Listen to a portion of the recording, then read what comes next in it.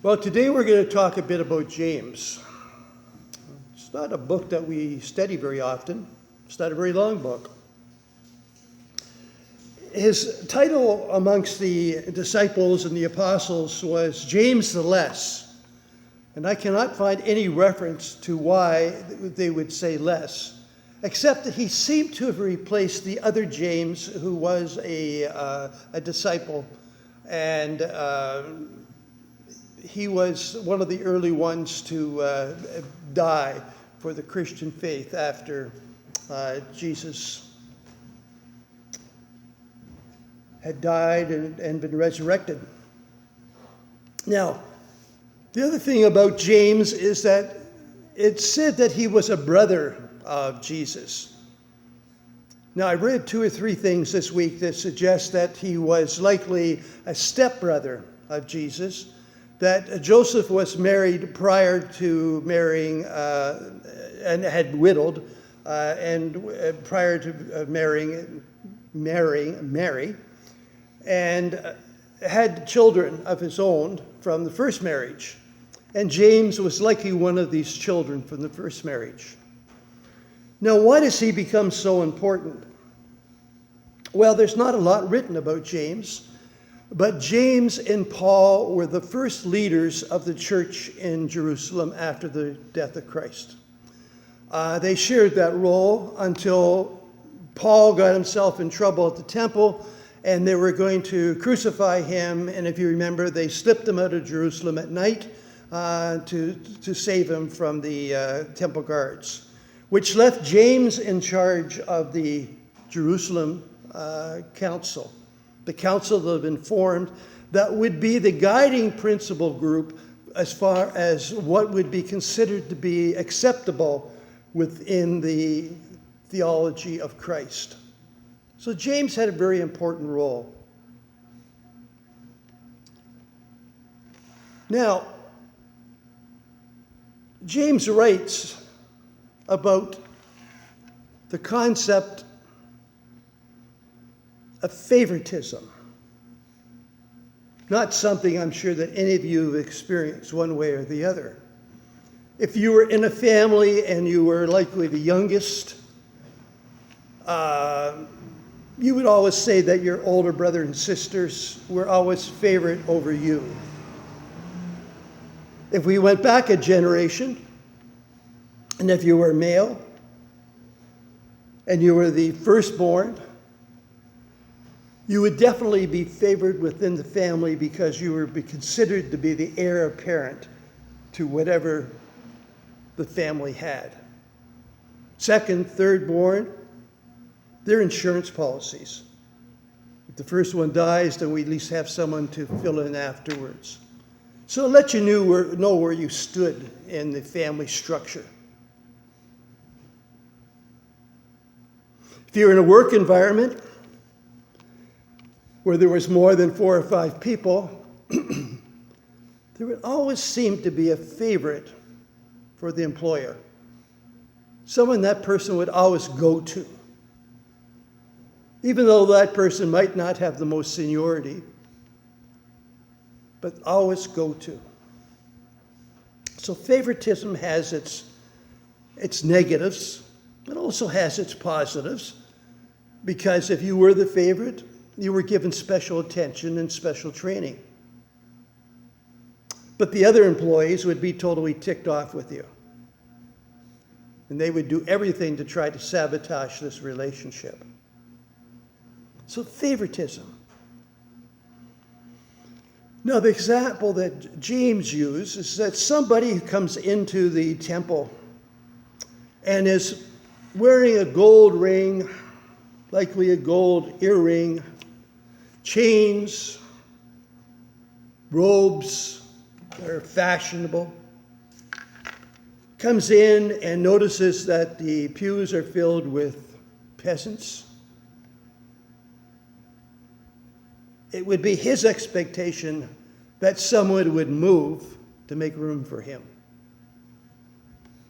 That was the example that James gave us. And you know, that example still lives today. If you were in a larger church, a much larger church than this, there would be a few people that would be the key group that people would move from. Oh, they want to be with them so that some of their influence would rub off on you. But if they had that pew, that was their pew. No one dared sit in the Jones pew because they gave the most money. Now, is that right? No, it's not right. It's not right at all. Do unto others as you would have them do unto you. That was the commandment that Christ gave. That was the commandment that James used when he wrote in his letter. You can't set up favoritism within the church, within the group. You can't set it up in society. Let's take it to society. Let's move it out of the church. Well, not that far out of the church. I've used this example once before with you. Fran reminded me. Good old Fran.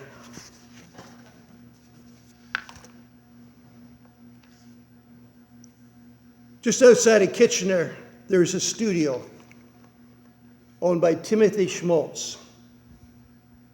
He's a Canadian sculptor. He's also a devout Roman Catholic.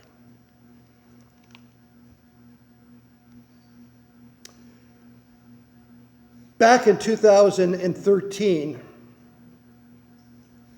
he cast this in full life. It's called The Homeless Jesus.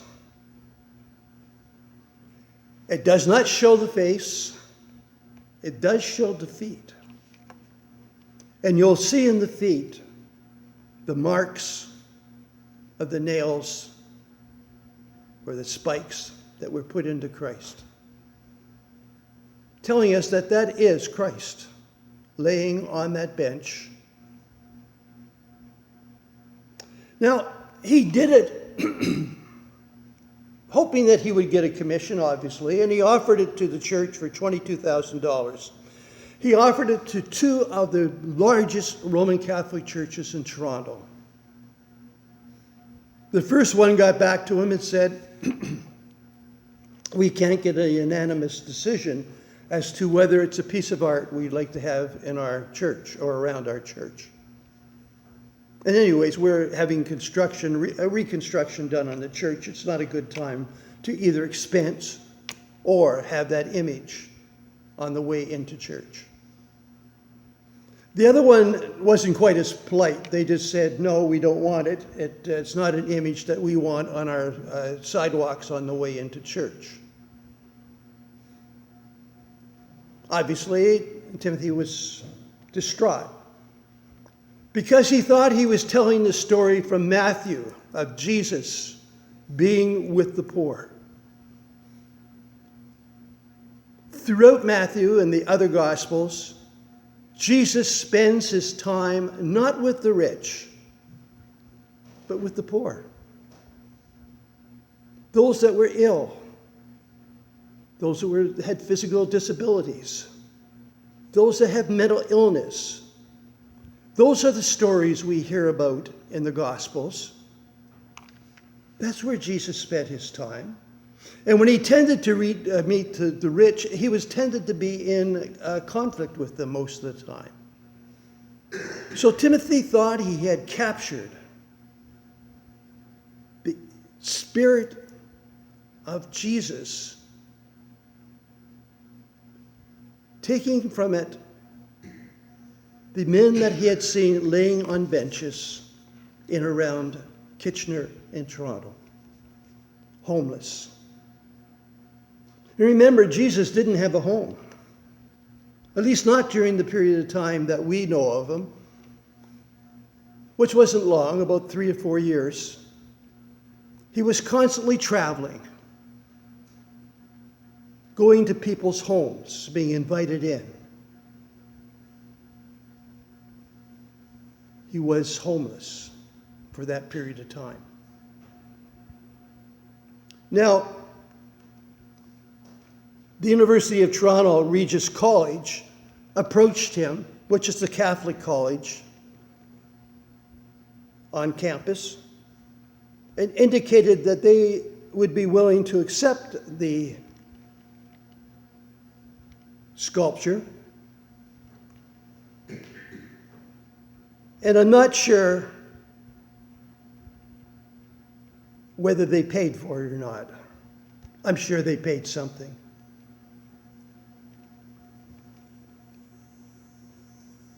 In 2013, the first cast was installed in the United States at St. Albans Anglican Church in Davidson, North Carolina. And it was purchased for $2,200. My goodness, it's a bad day today. $22,000, and displayed as a memorial for a parishioner who had an affinity for public art. But according to the Reverend David Buck, who was the rector of St. Albans, it gives authenticity to our church. This is a relatively affluent church. To be honest, we need to be reminding ourselves that our faith expresses itself through active involvement, especially with the marginalized of our society. Buck welcomed discussion about the sculpture and considered a Bible lesson for those used to seeing Jesus depicted on the traditional religious art that may be found on the stained glass, showing Christ as Christ of glory, enthroned in finery. Furthermore, he said in an interview, "We believe that this is the kind of life Jesus had. He was, in essence, a homeless person." Well, since then, there has been about 26 placements of this statue around the U.S. and around the world. There's a book that goes with it when you buy the miniature statue, and it shows a picture of Timothy having been invited by the Pope to come to Rome. And he brought with him a statue that was about the size of our communion table. And it shows the Pope kneeling and putting his hand on the knee,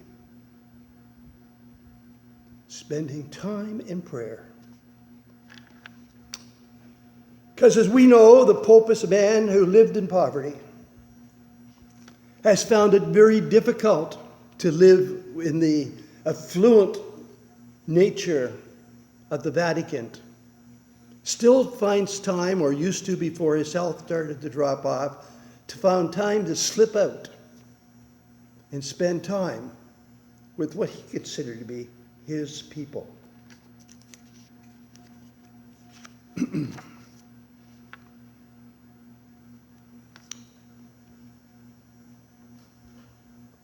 My first full-time job was working for the United Church of Canada as a youth worker in a church in downtown Toronto at Parliament and Winchester Street. It was called St. Enoch's. There were very few people that went to that church that were from the neighborhood. But there were a number of people that families had attended that church in the past, and they would drive in from Scarborough and Etobicoke and other places. So on Sunday, we would have maybe 35, 40 people there. My job was to be a youth worker. I think if I remember right, I was paid $3,600 a year for the position. That would have been 1967 likely, or thereabouts. No, even earlier than that, 65.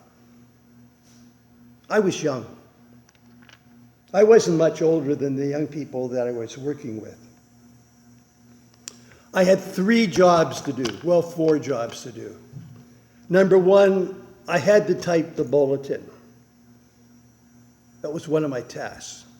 And it was on those old Kastetner sheets. And if you made a mistake, you had to use a red clear out and then retype it on the typewriter, you know. Well, my sheet by the end looked like blood, you know. And I still got mistakes. As you can see in the bulletins on a regular basis, if it wasn't for Fran, you would see some pretty funny spelt words.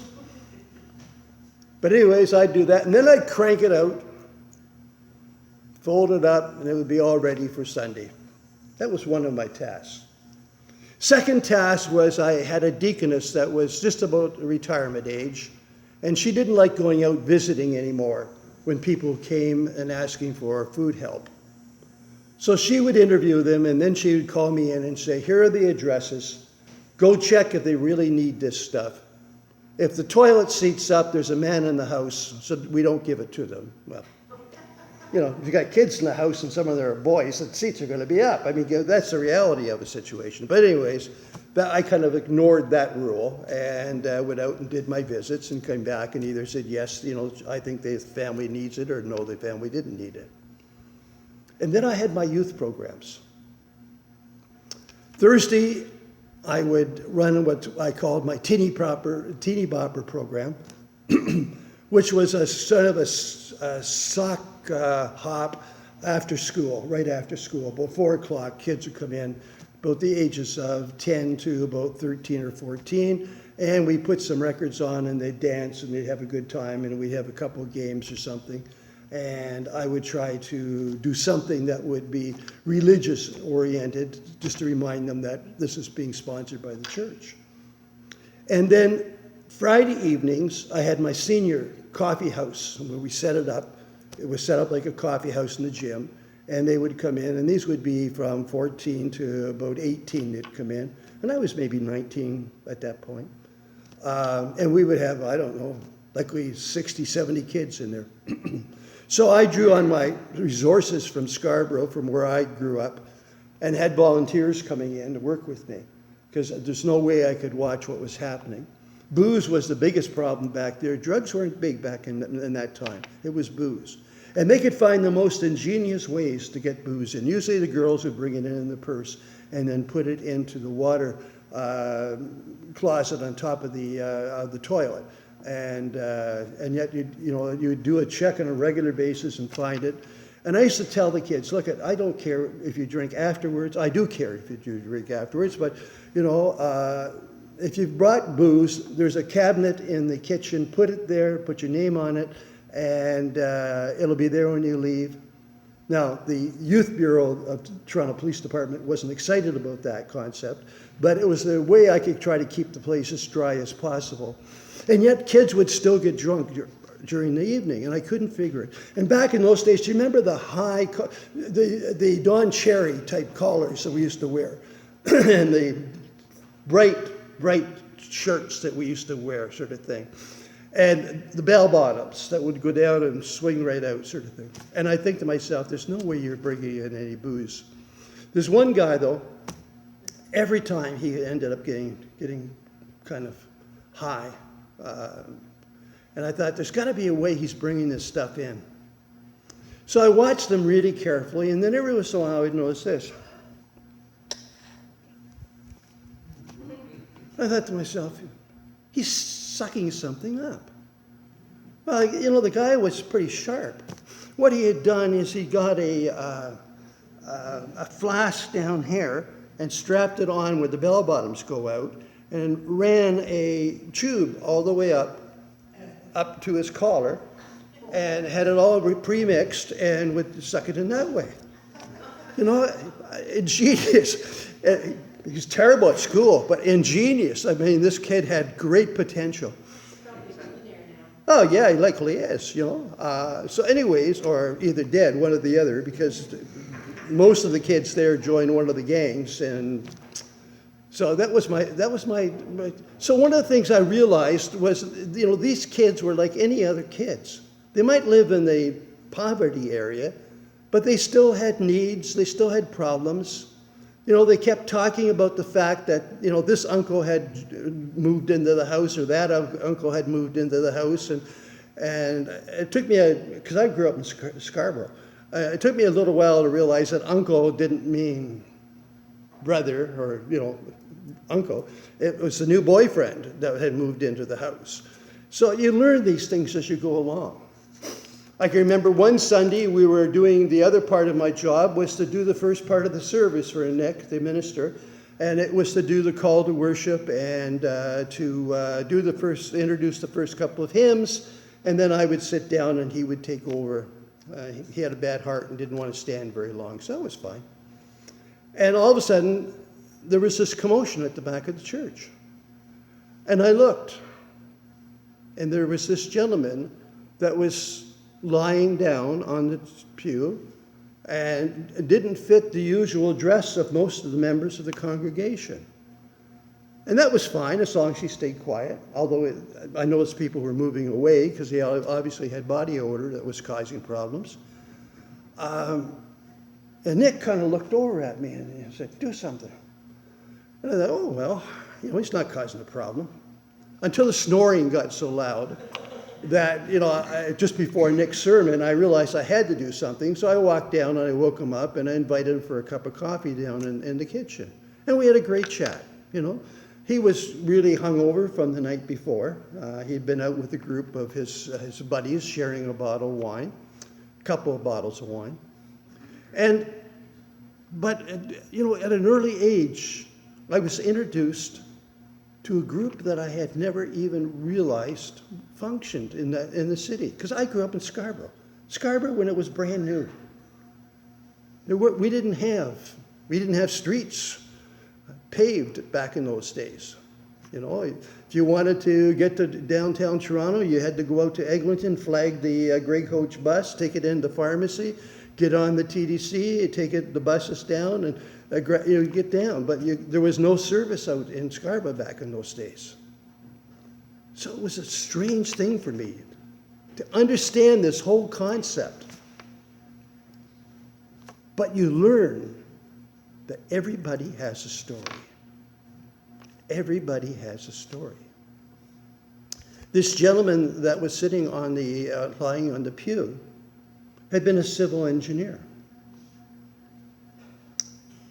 He was involved in the design of a bridge in the Maritimes. And the bridge had collapsed during a hurricane. And it killed a number of people from the village that he had grown up in. And he couldn't live with this. So he left the Maritimes and he hit the streets of Toronto. He had a story. He had a hurt. He had a need. I suggested to him that he might want to go over and visit a friend of mine who was the padre of the pubs. He worked at a St. Luke's United Church, Reverend Gordon Winch. I said, go about 8 o'clock, 9 o'clock. Gordon will have coffee on.